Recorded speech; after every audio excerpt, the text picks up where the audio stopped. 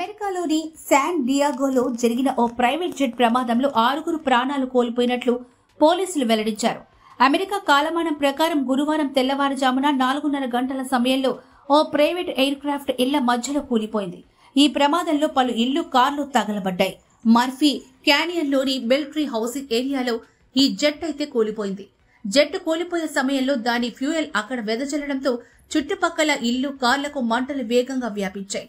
High tension electricity వైర్లకు జెట్టు తగులుకోవడంతోనే ఈ ప్రమాదం జరిగిందని పోలీసులు ప్రాథమిక నిర్ధారణకు వచ్చారు.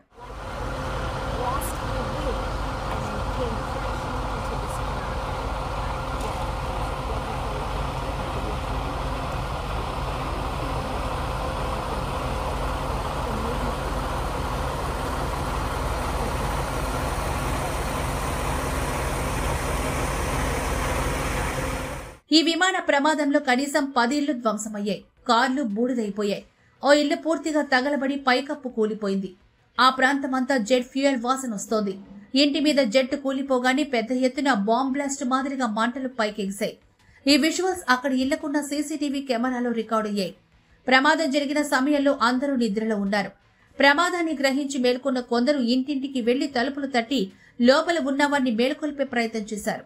మంటలు అంటుకున్నాయి, లేవండి అంటూ ఓ వ్యక్తి అరుస్తున్న విజువల్స్ కూడా సీసీ కెమెరాలో రికార్డ్ అయ్యాయి.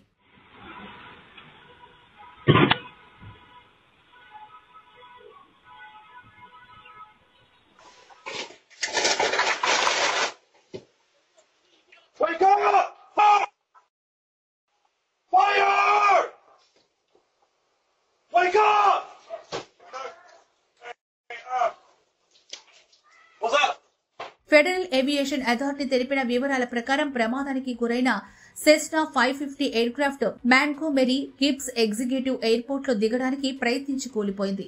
బుధవారం రాత్రి న్యూజెర్సీలో టెటర్బరో ఎయిర్పోర్ట్ నుంచి బయలుదేరి ఈ జెట్ కాన్సాస్ లోని విచిత సిటీలో దిగింది. మళ్లీ అక్కడి నుంచి బయలుదేరి శాన్ డియాగోలోని మాంట్గోమెరీ గిబ్స్ ఎగ్జిక్యూటివ్ ఎయిర్పోర్ట్ లో దిగాలి. కానీ దురదృష్టవశాత్తు ఇళ్ల మధ్య అది కూలిపోయింది.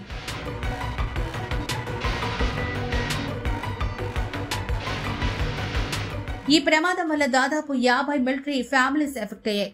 వీరందరినీ అక్కడి నుంచి అధికారులు ఖాళీ చేయించారు. వీరికి దగ్గరలోని మిల్లర్ ఎలిమెంటరీ స్కూల్లో పునరావాస కేంద్రం ఏర్పాటు చేసి ఆహారం అందిస్తున్నారు.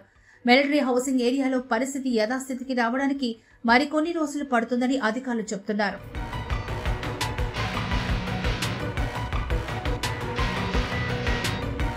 యుఎస్ మ్యూజిక్ ఇండస్ట్రీకి చెందిన ఓ ప్రముఖుడు ఈ జెట్ ప్రమాదంలో మరణించినట్లు పోలీసులు ప్రకటించారు. సౌండ్ టాలెంట్ గ్రూప్ సహా వ్యవస్థాపకుడు డేవ్ షాపీరితో పాటు ఆ సంస్థకు చెందిన మరో 2 ఉద్యోగులు కూడా ఈ విమాన ప్రమాదంలో మరణించిన వారిలో ఉన్నారు.